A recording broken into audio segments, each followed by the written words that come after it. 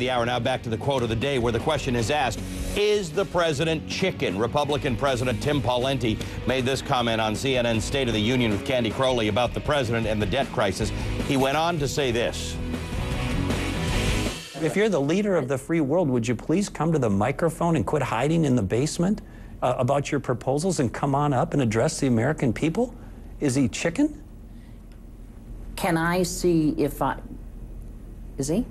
Well, you would think let me have you answer we that shouldn't question. have to have, with all, I love Paul Ryan, but we shouldn't have to have a congressman from Wisconsin leading the debate on the nation's financial challenge in one of the most historically important moments in the country's history. The president should be standing out courageously and leading on these issues specifically.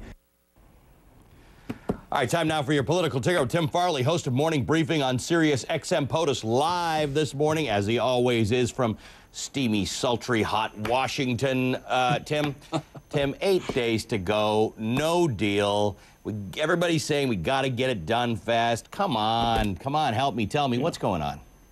Frustration here. That was fighting words from Tim Pawlenty, huh? And so in contrast somewhat with Speaker Boehner saying, Speaker Boehner saying this weekend, you know, the Congress will decide what to do, and Mr. President, you decide whether or not to sign it. So I'm not sure exactly where that goes. Look, I get the sense, Ali, that there will be something. And frankly, although this is just me saying this, that the president has to increase the debt ceiling regardless of what is presented to him, because if the building is on fire afterwards, to use an analogy the president used during the campaign, it doesn't matter who set the fire, because you're still going to have to clean it up. And if he's going to be the president of this country, then there's going to have to be a country that lives up to its obligations. And so that's where we're going to be a week from now. That said, big battle last night on the tweets between Dan Pfeiffer, who's the communications director for the president, and the spokesperson for Eric Cantor, who are fighting back and forth on position.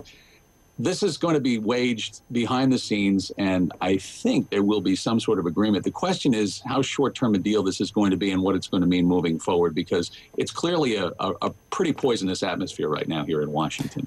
To the point that President Obama had a fundraiser that he's canceled. I guess we're going to see a lot of that kind of thing this week, events that have been canceled that have nothing to do with the debt ceiling, because I think that the general public is going to be very frustrated if legislators are doing anything other than working on a solution to this.